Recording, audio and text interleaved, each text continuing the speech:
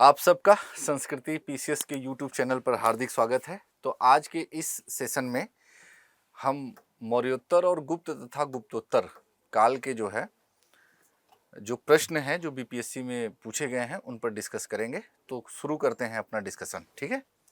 तो लेते हैं पहला प्रश्न। सबसे पहला प्रश्न हमारा है कि प्राचीन भारत के निम्नलिखित राजवंशों पर विचार कीजिए, जिसमें पहला है सुंग, मौर्य, कुषाण, कण्व। निम्नलिखित में से उनके शासन का सही कालानुक्रम कौन सा है?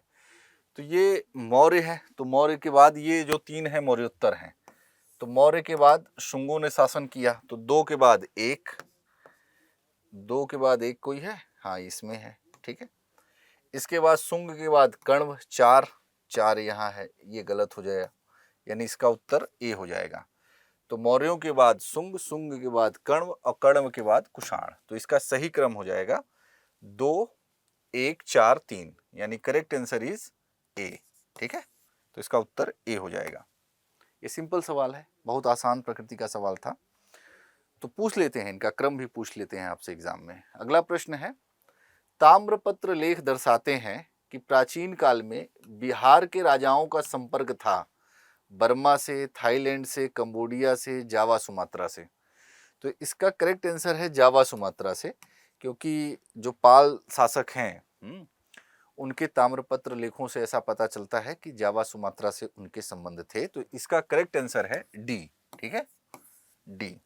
अगला प्रश्न लेते हैं, सुवर्ण भूमि का वह राजा कौन था जिसने नालंदा में एक बौद्ध विहार की स्थापना की तथा उसके रखरखाव हेतु अपने दूत द्वारा देवपाल से 5 गांव दान में देने के लिए प्रार्थना की? तो सुवर्ण भूमि पूछ रहा है धरणेन्द्र, संग्राम, धनंजय, बालपुत्र देव, चूड़ामणि वर्मन। उपर्युक्त में से कोई नहीं, उपर्युक्त में से एक से अधिक। तो इसका करेक्ट आंसर है बालपुत्र देव। इसने जो है नालंदा में एक बौद्ध विहार की स्थापना की और उसके रखरखाव हेतु अपने दूत द्वारा देवपाल से 5 गांव दान देने के लिए प्रार्थना भी की थी। तो करेक्ट आंसर इज सी, ठीक है। अगला प्रश्न लेते हैं, सूची 1 को सूची 2 से के साथ सुमेलित कीजिए। ये मिलाने वाला है ना। सूची 1 में प्राचीन भारत के स्थल हैं और सूची 2 में वर्तमान में किस राज्य में अवस्थित हैं, ठीक है। तो शुरू करते हैं, कर्ण सुवर्ण, प्रागज्योतिषपुर, गिरनार, प्रतिष्ठान। तो गिरनार जैसा कि जानते हैं कि गुजरात में है, तो ये हो जाएगा सी का 2। अब हम देखेंगे कि सी का 2 किस में है, एक में है, मिल गया, एक से ही आंसर आ गया। अब प्रागज्योतिषपुर असम का पुराना नाम है, यानी कि बी का 4, ठीक है। ए का 3 कर्ण सुवर्ण पश्चिम बंगाल और प्रतिष्ठान महाराष्ट्र, यानी करेक्ट आंसर इज बी। तो सही उत्तर चुनिए, यानी बी इज करेक्ट आंसर, ठीक है। तो इस तरीके से पूरा मिलाने का कोशिश करिएगा, हालांकि एक से भी मिल जाए तब भी पूरे ध्यान से, क्योंकि कभी कभी अति उत्साह में ये सवाल गलत भी हो जाते हैं हमसे। किस अभिलेख में रुद्रदामन प्रथम की विभिन्न उपलब्धियां वर्णित हैं? तो जूनागढ़ अभिलेख है, जिसमें कि रुद्रदामन, जूनागढ़ से अभिलेख प्राप्त हुआ है रुद्रदामन प्रथम की बारे में, वहां से जानकारी मिलती है। तो इसका करेक्ट आंसर है ए, ठीक है।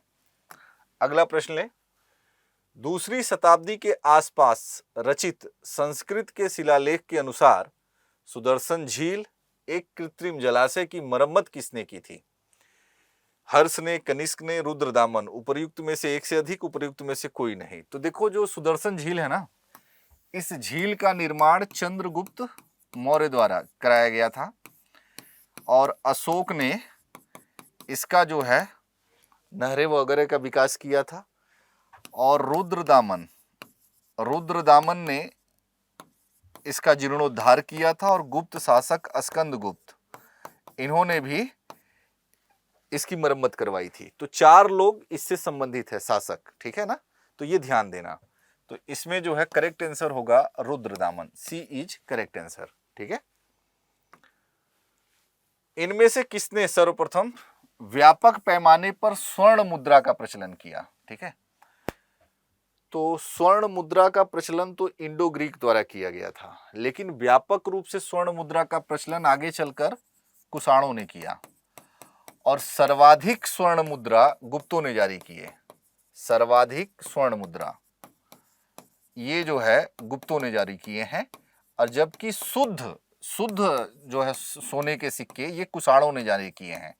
ये ध्यान रखना, शुद्ध सोने के सिक्के कुषाणों ने चलाए, ठीक है। उसका कारण था कि कुषाणों का जो है भारत और रोम के साथ व्यापार जो होता था सिल्क रूट पे नियंत्रण था, और उस समय मौर्योत्तर काल में सिल्क रूट पे ये मध्यस्थता का काम करते थे, तो काफी समृद्धि का काल था। तो शुद्ध सोने के सिक्के कुषाणों ने चलाए, जबकि सर्वाधिक स्वर्ण सिक्के जो है गुप्तों ने जारी किए, ठीक है। और इंडो ग्रीक ने सोने के सिक्के चलाए। तो इसमें शासक है पुष्यमित्र, शुंग, मेनांडर, विम कटफिसेस, गौतमी पुत्र सातकर्णी।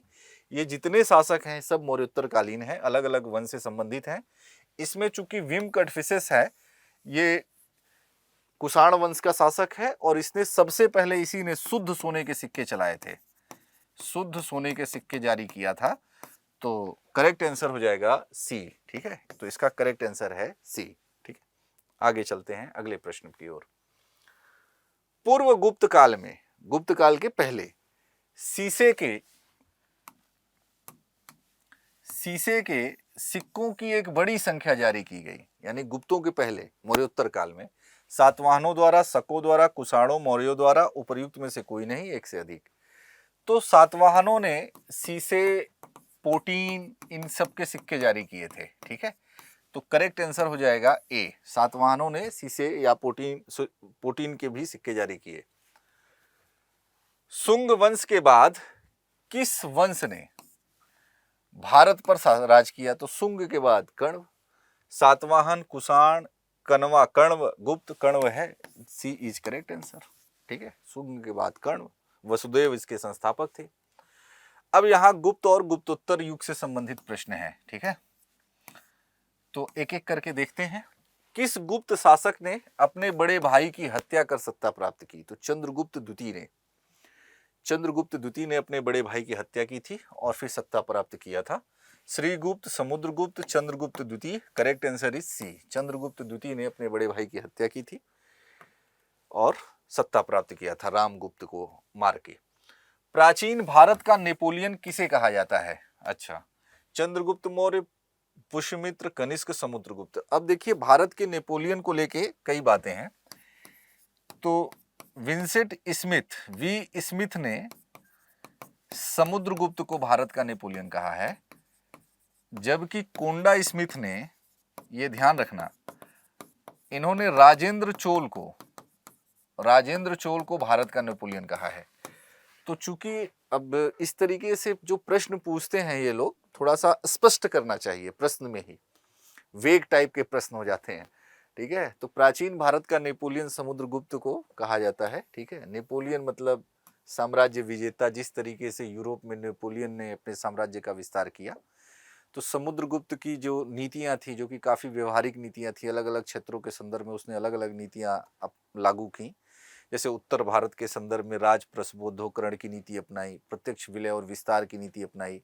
दक्षिण भारत के संदर्भ में उसने ग्रहण मोक्षानुग्रह की नीति अपनाई कि उनका जीत कर उपहार आदि के बदले उनको उनका राज्य वापस दे दिया, जो कि सामंती व्यवस्था के विकास में भी सहायक रहा। इसी तरीके से अलग अलग सीमांत क्षेत्र के लिए अलग, विदेशी राज्यों के लिए अलग, ठीक है, आठविक राज्यों के लिए अलग तरह नीति अपनाई, ठीक है। तो बड़ी व्यवहारिक नीतियों को इसने लागू किया था, ठीक है। तो समुद्रगुप्त एक अनोखा साम्राज्यवादी शासक के रूप में भी जाना जाता है, और विंसेंट स्मिथ ने इसे भारत का नेपोलियन कहा है। तो चूंकि ऑप्शन में समुद्रगुप्त है तो यही आंसर सही हो जाएगा। थोड़ा प्रश्न में स्पष्टता रहे तो ज्यादा अच्छा है। गुप्त सम्राट जिसने हुणों को पराजित किया, तो हुणों को पराजित करने वाला गुप्त सम्राट है स्कंदगुप्त। स्कंदगुप्त के समय में ही हुणों का अटैक हुआ था, ठीक है। समुद्रगुप्त, चंद्रगुप्त द्वितीय, स्कंदगुप्त, तो सी इज करेक्ट आंसर। स्कंदगुप्त के समय आक्रमण हुआ था जिसको इसने पराजित किया, ठीक है। आगे है, नालंदा विश्वविद्यालय का संस्थापक कौन था? चंद्रगुप्त, विक्रमादित्य, कुमारगुप्त, धर्मपाल, पुष्यमुत, अच्छा ये लिखा है। तो नालंदा विश्वविद्यालय का संस्थापक है कुमारगुप्त, ठीक है। नालंदा विहार था, बाद में वही विश्वविद्यालय हो गया, जो आगे चलकर बौद्ध शिक्षा का प्रसिद्ध केंद्र बना। और ह्वेनसांग जब गुप्तोत्तर काल में, हर्ष के काल में भारत आता है तो वो नालंदा विश्वविद्यालय में अध्ययन करता है और वो यहीं का छात्र था। और वहाँ उस समय वो बताया था कि यहाँ पे पढ़ने वाले बच्चों की संख्या लगभग 10,000 है। ठीक है, आगे चलते हैं, अगला प्रश्न लेते हैं। नालंदा विश्वविद्यालय के स्थापना का युग है तो गुप्त युग, सी करेक्ट। हाँ, ऐसे ही देखो क्वेश्चन से क्वेश्चन डिराइव होते हैं, किसने स्थापना किया, किस काल में स्थापना हुआ, है ना। फिर उसके बारे में एक दो और प्रश्न, वेनसांग जुड़ेगा, स्टूडेंट की संख्या जुड़ेगी। तो इसी तरीके से पीवाईक्यू हल करने का ये सबसे बड़ा फायदा है। इसीलिए जब मैं रेगुलर क्लास में होता हूं तो बच्चों से हमेशा इस बात के लिए कहता रहता हूं कि आप पढ़िए और पढ़ने के बाद सबसे पहले पीवाईक्यू हल करिए। टेस्ट सीरीज वगैरह बाद में, टेस्ट सीरीज रिवीजन के में सहायक हो सकता है, लेकिन पीवाईक्यू हल करिए क्योंकि क्वेश्चन से क्वेश्चन डिराइव होते हैं। ठीक है, अब जैसे यहाँ आया ना, इसी तरीके से लगातार सीरीज को आप देखते जाएंगे तो आपको अनुभव होगा कि क्यों हम पीवाईक्यू करा रहे हैं। ठीक है, आगे देखें, अगला प्रश्न देखें। निम्नलिखित में से कौन नालंदा विश्वविद्यालय में आचार्य नहीं थे? तो नहीं को पहले मार्क कर लीजिए क्योंकि सबसे ज्यादा यही कंफ्यूज करता है, थे नहीं थे। नागार्जुन, कौटिल्य, शीलभद्र, शांतिरक्षित। तो इसमें करेक्ट आंसर है कौटिल्य। कौटिल्य तक्षशिला के आचार्य थे, याद है कि नहीं, तक्षशिला। और चंद्रगुप्त मौर्य भी वहीं था, पढ़ा था। तो कौटिल्य नालंदा के नहीं थे, तक्षशिला के आचार्य थे। ठीक है, तो इसमें करेक्ट आंसर बी हो जाएगा कि ये नालंदा के आचार्य, विश्वविद्यालय के आचार्य नहीं थे। अगला प्रश्न देखें। नालंदा विश्वविद्यालय किस लिए विश्व प्रसिद्ध था? ए चिकित्सा विज्ञान, तर्कशास्त्र, बौद्ध धर्म, दर्शन, रसायन विज्ञान। तो बौद्ध धर्म का एक महान केंद्र था। ठीक है, नालंदा विश्वविद्यालय। नीचे दिए गए वक्तव्य दिए गए हैं जिनमें कथन ए और दूसरा कारण आर है, दोनों को ध्यानपूर्वक पढ़ें। 12वीं शताब्दी के अंत तक नालंदा महाविहार का पतन हो गया, सही बात है। महाविहार को राजकीय प्रश्रय मिलना बंद हो गया था। उपर्युक्त दोनों वक्तव्यों के संदर्भ में निम्नलिखित में से कौन सा या कौन से सही हैं? तो दोनों सही हैं, लेकिन एक दूसरे की व्याख्या नहीं कर रहे हैं, ये ध्यान रखना। ए और आर दोनों सही हैं, परंतु आर ए की सही व्याख्या नहीं करता। ठीक है, कि राजकीय प्रश्रय मिलना बंद हो गया, फिर भी बहुत से ऐसे चीजें होती हैं जिससे कि विश्वविद्यालय चलता रहता है, लेकिन हम जानते हैं कि किस तरीके से बख्तियार खिलजी ने नालंदा विश्वविद्यालय को उजाड़ा। ठीक है, तो बी इज करेक्ट आंसर कि व्याख्या नहीं कर रहा है, दोनों सही हैं। निम्नलिखित कथनों पर विचार कीजिए। कथन एक है कि फाहियान एक चीनी तीर्थयात्री था जो हर्ष के शासनकाल के दौरान भारत आया। तो ये गलत है। फाहियान गुप्त काल, चंद्रगुप्त द्वितीय के शासनकाल में भारत आया, तो ये गलत है। वेनसांग एक चीनी बौद्ध भिक्षु थे जिन्होंने चंद्रगुप्त द्वितीय के शासनकाल में उल्टा कर दिया। वेनसांग हर्ष के समय में आया था और फाहियान चंद्रगुप्त द्वितीय के समय आया था, है कि नहीं। दोनों का उद्देश्य सेम था कि बौद्ध धर्म से संबंधित अन्वेषण करने के लिए, बौद्ध धर्म से संबंधित जानकारी एकत्रित करने के लिए भारत आए थे, लेकिन इस प्रश्न में जो है क्रम बदल दिया है। ठीक है, तो दोनों गलत हैं। उपर्युक्त में से कौन से कथन सही हैं? तो न तो एक नहीं दो, उपर्युक्त में से कोई नहीं, डी। तो इस तरीके से थोड़ा सा ध्यान चौकन्ना रहना है। ठीक है, अगला प्रश्न लेते हैं। प्रसिद्ध चीनी यात्री फाहियान ने किसके शासनकाल में भारत की यात्रा की? तो चंद्रगुप्त द्वितीय के समय में। तो B is correct answer, Chandragupta द्वितीय। ठीक है, चलिए अब देखिए क्वेश्चन से क्वेश्चन इसी तरीके से डिराइव होता है। चीनी यात्री सुंग युन ने भारत की यात्रा की थी, ये 518 से 521 ईस्वी के बीच रहा। ये कालखंड एग्जैक्ट मैच नहीं करता है। ठीक है, तो इसमें ई उत्तर हो जाएगा, उपर्युक्त में से कोई नहीं। ठीक है, नगरों का क्रमिक पतन किस काल की एक महत्वपूर्ण विशेषता है? दरअसल नगरों का जो क्रमिक पतन है वो गुप्त काल की एक महत्वपूर्ण विशेषता है। उसका कारण है कि भारत और रोम जो व्यापार था वो टूट गया, व्यापारिक संबंध टूट गया, क्योंकि रोमन वासी चीन से रेशम बनाने की कला सीख लिए थे और फिर नगरों का धीरे धीरे पतन होने लगा। यानी कि जो नगर थे, नगर निर्माण में जो चीजें सहायक होती हैं, नगरीकरण के लिए जो चीजें उत्तरदायी होती हैं, वाणिज्य व्यापार में ह्रास होने लगा। और फिर सामंतवादी व्यवस्था भी इधर इमर्ज कर रही थी, क्योंकि मौर्योत्तर काल की एक जो महत्वपूर्ण विशेषता थी वो थी भूमि अनुदान की प्रथा का विकास, जिसके माध्यम से सामंतवाद का विकास हुआ, वो आगे भी क्रमिक रूप में जारी रही। तो नगरों का धीरे धीरे पतन हो गया। ठीक है, तो ये गुप्त काल की एक महत्वपूर्ण विशेषता है। तो इसमें करेक्ट आंसर हो जाएगा ए। ठीक है, आगे चलें। निम्नलिखित में से कौन सा बंदरगाह गुप्त काल में उत्तर भारतीय व्यापार के लिए उपयोग किया जाता था? कल्याण, ताम्रलिप्ति, भड़ोच, कैम्बे, तो लगभग इसमें से सभी का किया जाता था। तो इसका उत्तर ई हो जाएगा, एक से अधिक। ठीक है, आगे चले, नेक्स्ट क्वेश्चन लेते हैं।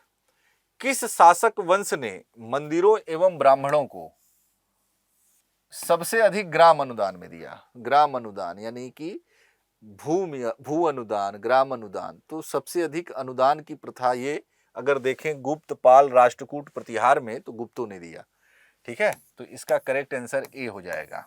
ठीक है, अगला प्रश्न लेते हैं कि गुप्त युग में भू राजस्व की दर क्या थी? ठीक है, तो 1/6 वही चल रही थी। उपज का चौथा, उपज का छठा भाग, 1/6 भाग। ठीक है, तो ये राजस्व की दर थी। उपज का 8वां, उपज का आधा नहीं, उपज का 1/6। अगला प्रश्न है कि धर्मशास्त्रों में भू राजस्व की दर क्या है? तो धर्मशास्त्रों में भी 1/6, राजा को खटभागी कहा गया है।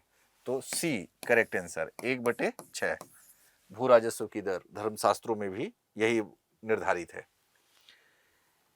किस प्रकार की भूमि को अप्रहत कहा जाता है? अप्रहत का मतलब है तो जंगली भूमि को, जंगली भूमि को अप्रहत भूमि कहते हैं। ठीक है, तो बिना जोती हुई जंगली भूमि, यही सही आंसर है।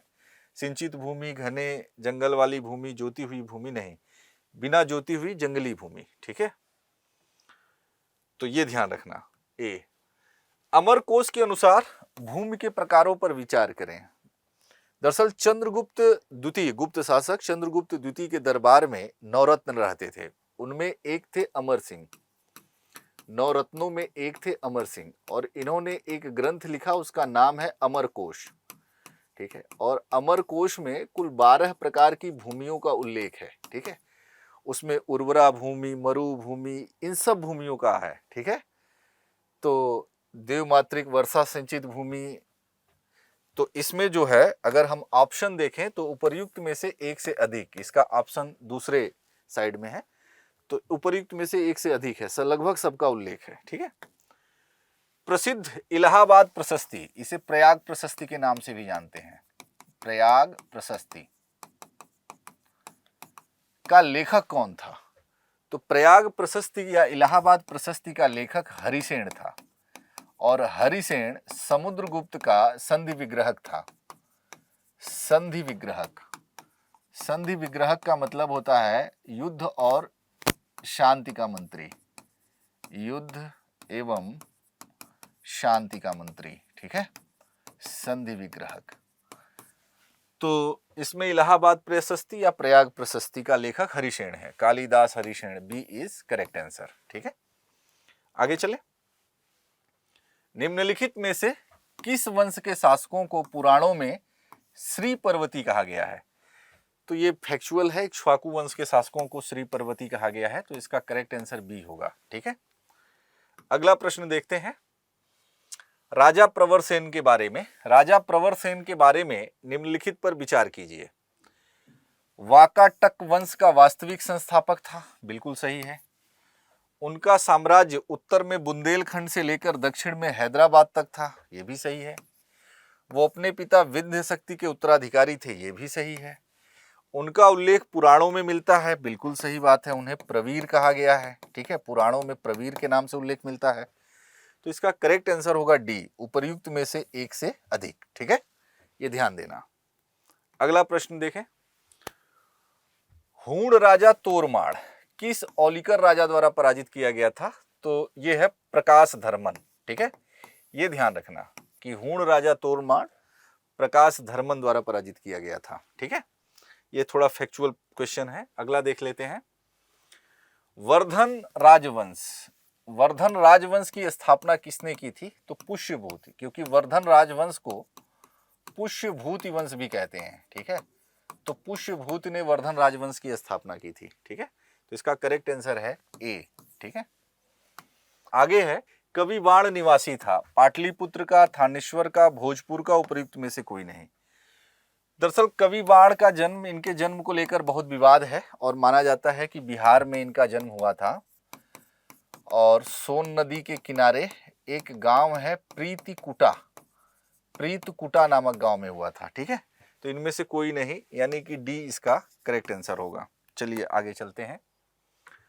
हर्षवर्धन के शासनकाल में किस चीनी यात्री ने भारत की यात्रा की थी? फाहियान, वेनसांग, इसिंग, तारानाथ। तो इसका करेक्ट आंसर है वेनसांग। वेनसांग को यात्रियों का राजकुमार भी कहा जाता है, यात्रियों का राजकुमार। और नालंदा विश्वविद्यालय बौद्ध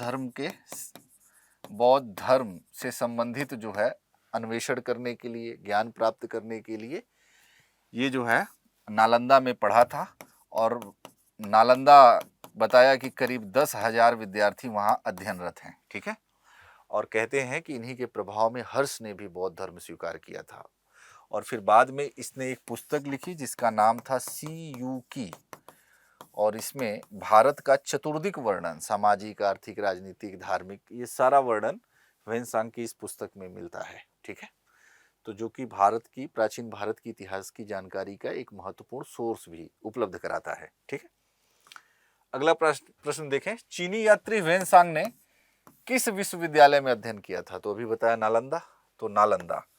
और वहां स्टूडेंट की संख्या भी बताता है कि लगभग 10,000 लोग अध्ययनरत हैं। ठीक है, अगला प्रश्न लेते हैं। 7वीं शताब्दी ईस्वी के दौरान भारत का कौन शासक था जो बौद्ध धर्म के संरक्षण और सांस्कृतिक गतिविधियों के समर्थन के लिए जाना जाता है? अशोक, हर्ष, चंद्रगुप्त मौर्य। तो हर्ष करेक्ट आंसर इज बी, हर्ष 7वीं शताब्दी का शासक है, बौद्ध धर्म से भी प्रभावित है और प्रयाग में प्रतिवर्ष जो है महामोक्ष परिषद का भी आयोजन करता था। वेनसांग की भारत यात्रा के समय सूती कपड़ों के उत्पादन के लिए प्रसिद्ध नगर था। वाराणसी, मथुरा, पाटलिपुत्र, कांची। तो मथुरा, उस समय मथुरा सूती वस्त्रों के उत्पादन का एक प्रसिद्ध केंद्र था, तो इसका करेक्ट आंसर हो जाएगा बी। ठीक है, फैक्चुअल टाइप सवाल है।